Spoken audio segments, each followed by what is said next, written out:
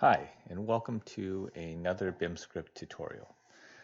Today we're going to be talking about a situation that you as a BIMscript user may come up upon, and that is importing source material that might not be ideal. So when I say that, we're talking about importing a mesh file.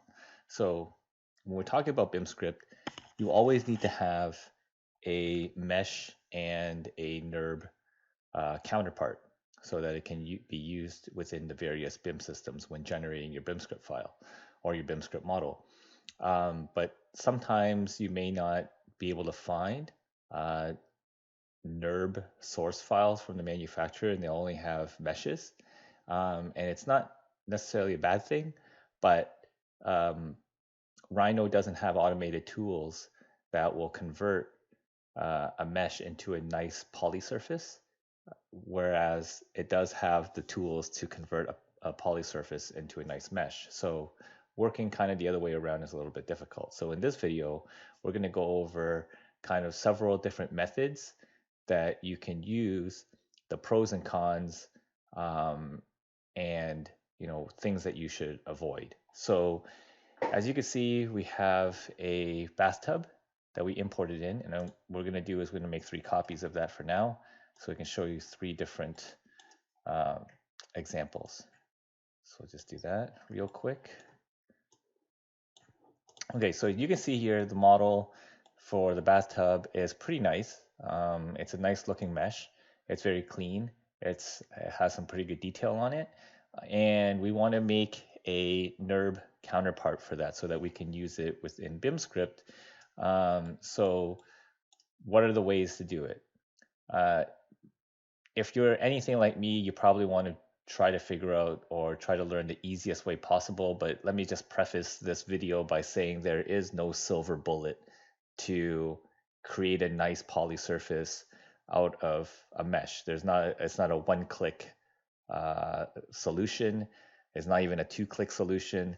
So it takes a little bit. It's a little bit more involved, and this hopefully this video will kind of start you off in the right path. So the first thing that you can do, and it's probably the least optimal, so you should only use this solution if you're really in a bind and the model isn't very complicated, doesn't have a lot of faces and things like that. There is a command within Rhino called mesh to NURB, and let's just take a look at that. So we'll just type in mesh to NURB, and you can see here in the commands, it just gives you one option to trim the triangular faces, yes or no. We're just gonna leave it at yes, and then it says select the mesh. So we'll select mesh and hit enter. So once we hit enter, it's going to start creating the polysurface from that, and it's going to take a little while. So while it's doing that, I'll explain what it's doing.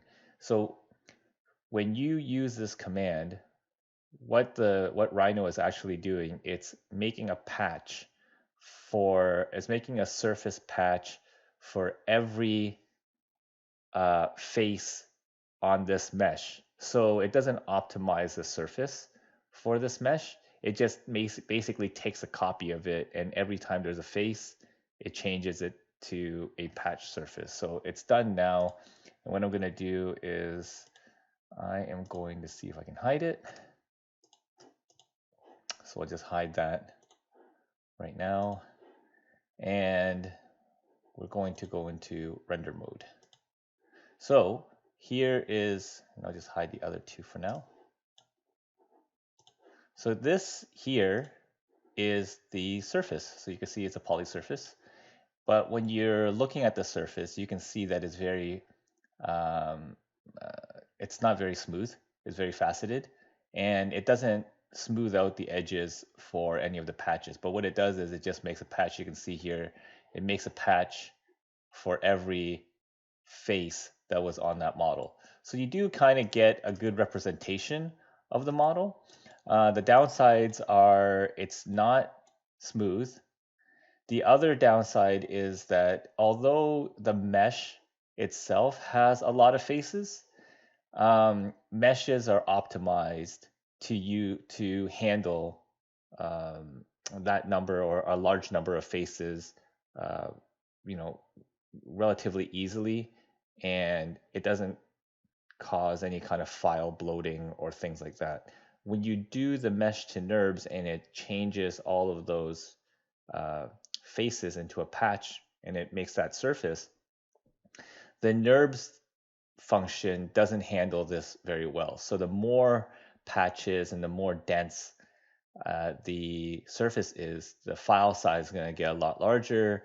Everything gets a little bit more complicated, and it's not optimized for that particular case. So in this instance, um, we would only use the mesh to NURB as kind of like a last ditch effort if we can't get something to work. So we want to try and stay away from this option as much as possible, just because it's not optimized. It results in a very dense polysurface and ultimately not the greatest thing to use. So, but that is, again, that is one way that you can do that, create a NURB surface out of a mesh. The next thing we're going to try, and this time we're going to remove these guys here, is a function called Drape. So what Drape does is essentially you are draping a polysurface grid and you're draping it on top of an object. And the way this works is you can subdivide the grid to as many segments as you want to make it more dense or less dense. So you do have some control with that. But the downside is that it's a grid and it doesn't handle curves very well. So I'm just going to show you an example with a sphere. So we got a sphere here, and we are going to go into top view, and we're going to drape, type in the command drape. And basically on the drape command, you can set up your auto spacing. You can set up what your grid density is going to be like. So if we set 10, it's going to just subdivide the grid into 10 spaces, and then auto detect max depth. So what this will do is it'll drape, and then it will stop after it hits a certain depth. So what we're going to do in the top view is we are going to drag a window, and the window is going to represent how big that grid is going to be. So the edge boundary of our grid. So if we do that, we type in the grid or drape it here, and then you can see that in all of our viewports, it's draped this grid over top, basically like a cloth. So it just goes over top. Now, we'll just examine this a little bit more and see why there's a drawback for this. So we've subdivided our grid into 10 spaces and or 10 subdivisions. And when we look at it, I'm just going to hide, we're going to go into rendered, and we're just going to hide this. You can see that it's not a perfect sphere. So that's one thing. The reason is that once it gets to an area that's curved, so let's say if we go into, let's go shaded. So this area here at the top should be rounded along here, but you can see it only has 4 points. So it doesn't know what to do in the middle. It doesn't know how to extrapolate that curve. So what all it does is just project all the points within the curve down, and when it intersects a surface, that's where it's going to stay. But since the points is not very dense, the grid isn't dense enough to get all the edges and the surface area of the sphere, some points are missed, and so you get this kind of a result. So you get all these kind of like, it looks like a ripple within that. So on the top, it's okay on the top because it can hit all the surfaces along the top, but once it gets to the edge of the sphere, it starts either the points that fall outside of the sphere start just falling down, and it doesn't create a nice smooth surface. The other thing you're going to notice is that when you use the drape command, it doesn't get the underside of the sphere. So if you have an object that has areas that are concave and you do a drape, it's going to completely miss that concave area.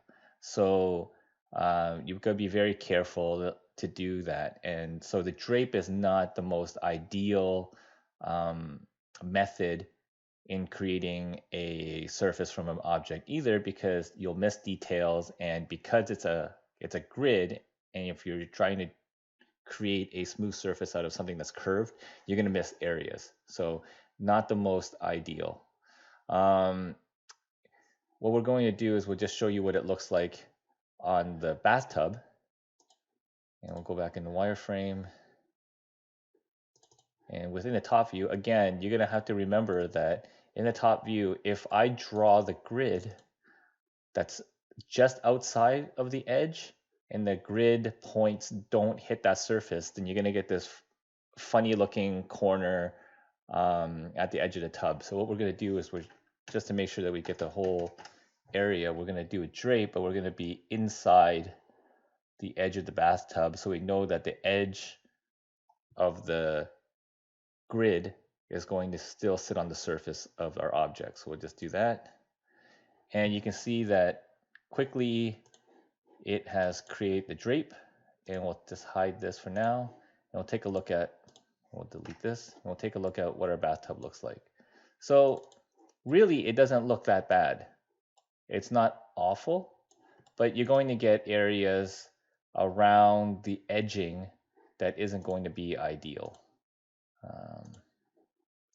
So here you can see that you're going to get some ripples along the edge, is because, again, those points within the grid can't form a curve. So it just drops down and gets projected to the very first surface that it hits. So this is not, again, not the most ideal. But it is like a one button command, but it's not the most ideal for our situation, because we want to make a good representation of our object. So that's our second. That's another method that you could possibly use to create your surface. Now, depending on the object, some of these methods might work, but if you're using anything that has to do with curved objects or has a more organic shape, things like that, the first two options probably are not the way that you want to go. So, which leads us to the third option. So just we'll get rid of these guys for now, since we've already talked about those two methods. And we'll look into what we're going to, the method that is going to be the best or the most ideal, even though it takes the most amount of work, is we're actually going to create curves off of our object. So when I say curves, what I mean is that we have our mesh here, and what you can do is, within this mesh, actually, this is the Polysurface. I think I deleted the wrong thing, so bear with me. So just delete this, and yeah, we'll delete these guys. So we're back to our mesh, and when I say we're going to trace, we're going to make some subdivision or some curves out of this, we're going to actually trace the curvature of this bathtub, and we'll only do half of it because we can mirror the other half. So one way to do that is we can make a curve here, and we're going to use the interpolated point curve, and make sure that your O snaps are onto the vertice. And what you can do is you can just start tracing the curve out. And you do this method to basically start from the middle of your bathtub, so probably like this mesh line here, grid line here, and trace it all the way through from end to end, and then you can make some copy some curves along the sidewall and things like that, that shows, some detailing on the bathtub. And what you'll get is you're going to get this. So I'm just going to hide this for now. So you're going to get something like this. So we traced out the edge of the bathtub, and then along the edges where there's going to be some detail and things like that. So once we've traced out some of these curves, we can use a command. If we go under the surface tool, there's a command called surface from network curves. So what this does is it'll actually create a surface from a group of curves that you've just created.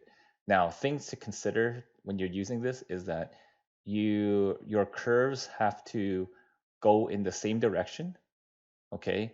And it can only use curves that go in, and the curves within the group can only go in two directions. So you have to have, so for instance, this curve and this curve, if we select these and we type in dir for direction, you can see that the arrows, all the curves go from right to left and they follow the same direction.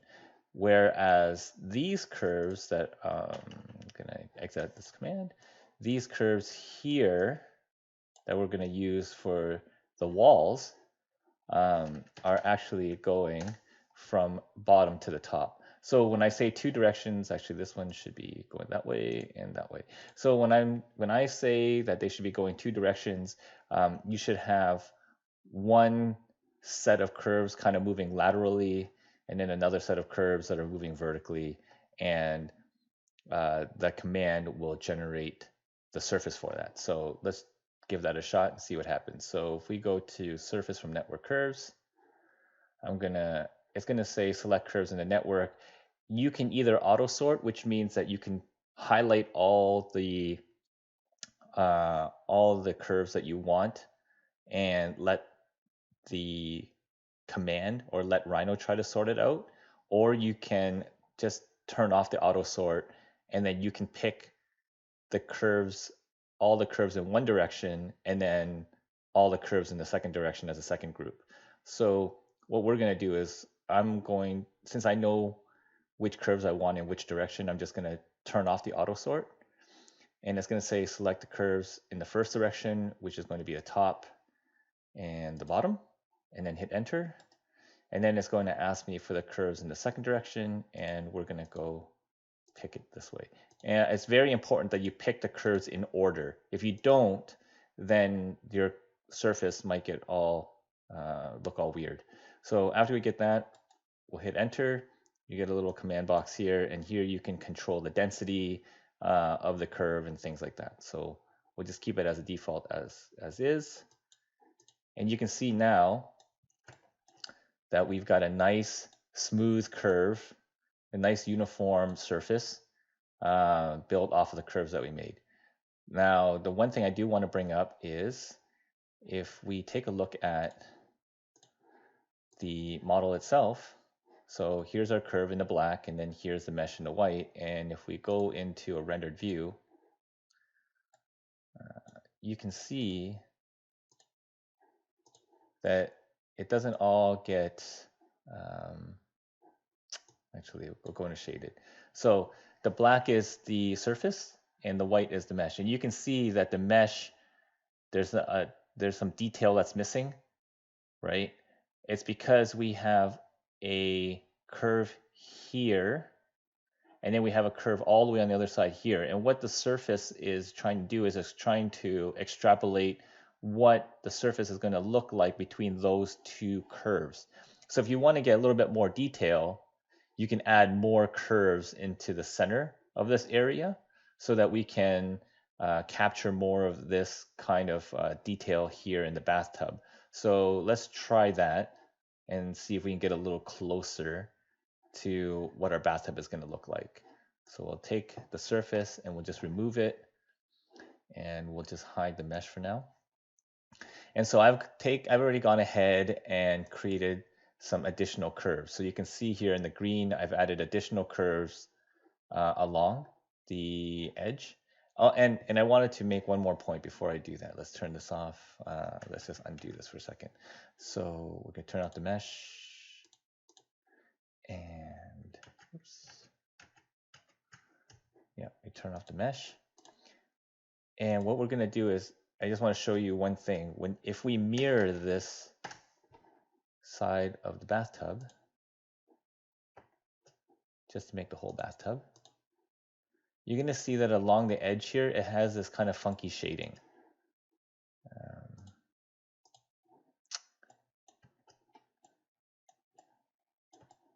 It's almost like a dimple in here, around this area here. And the reason why it's doing that is because it's trying to interpolate what the surface is going to look like between this curve and the end curve in the middle. And so it does some kind of weird stuff because it doesn't keep a nice smooth curve. Like it keeps a smooth curve, but it doesn't keep the curve consistent with the shape of the original bathtub. And when you mirror it, it makes this kind of like a hard indentation. So if we were to join those two together, or if we were just to hide the curves for now, you can see that there's this shadow that comes along here. And again, this is also part of not having as much detail with the curves. So we didn't add enough curves within those two sections, within those two curve sections. So what we're going to do is we're going to delete these curves now, or delete these two surfaces. And we'll turn on our additional curves, and you can see that I've added one additional curve that actually follows this grid line here, right? So we've added one more right next to it so that it's a small area to interpolate for that surface. So less margin of error. So let's try the surface again. So again, we're going to use the surface from network of curves. We're going to turn off the auto sort, and we're going to pick the top and the bottom as the first direction, and then all of these additional curves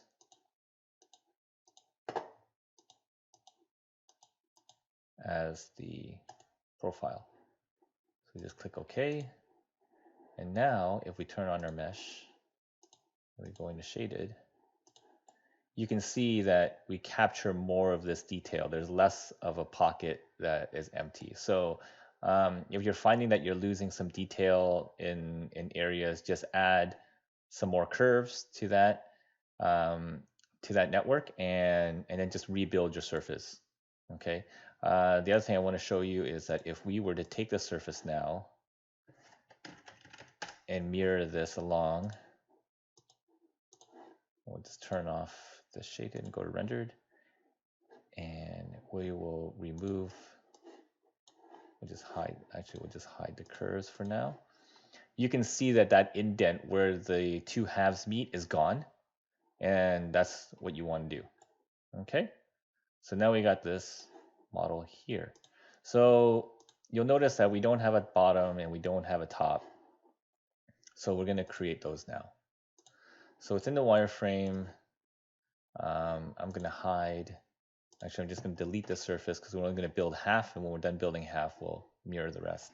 So we'll turn on the curves again. So we got our curves. And first thing I'm going to do is I'm going to create, because the surface feature kind of interpolates the curve from, or interpolates the surface from the curves that you're selecting, but it doesn't always match. So if we zoom in a little bit, you can see how some areas, the black on the surface doesn't cover up the red on the curve. It's because it's not completely overlapped. It does some interpolating and it smooths out the curves and stuff like that. So if we want to build the bottom, we want the bottom section to match what our surface edge is, so that we can join them together. Because if they don't fully match and they kind of overlap, or they, or there's gaps, you won't be able to join the two surfaces into one. So a trick to doing this is if you go under curve and you go to curve from object and then duplicate edge, we can duplicate this edge and we'll duplicate this top edge here, and we'll hit enter. So now we have a duplicate edge of the actual surface. So when we do the bottom of this bathtub, we'll again select from the network of curves. And for this, we'll make sure we select the curve from our surface rather than the one that we started off with. We're going to match the surface. So we're going to click the surface one and the bottom of this tub. And then we're going to select the rest of these curves here. So you'll notice that I didn't turn off the auto sort. I left it on. And I'm just going to show you what it does. So here it knows how to interpolate that surface. Okay, so we'll go OK. And then from here, we can select the two and we can join them together. So now we got two poly surfaces joined into one. So now that's one object. And then we'll do the same thing at the top here. We're going to use a different option for this because we don't have really a network. We have basically one curve and two. So what we're going to do is we're going to use the surface from 2, 3, or 4 edge curves. So we'll just select that. And we'll pick up this edge. And we'll pick up this edge. And it's created that. So then we can take these two here and join those together. So now we got half a bathtub. And then finally, what we'll do is we'll just mirror this along.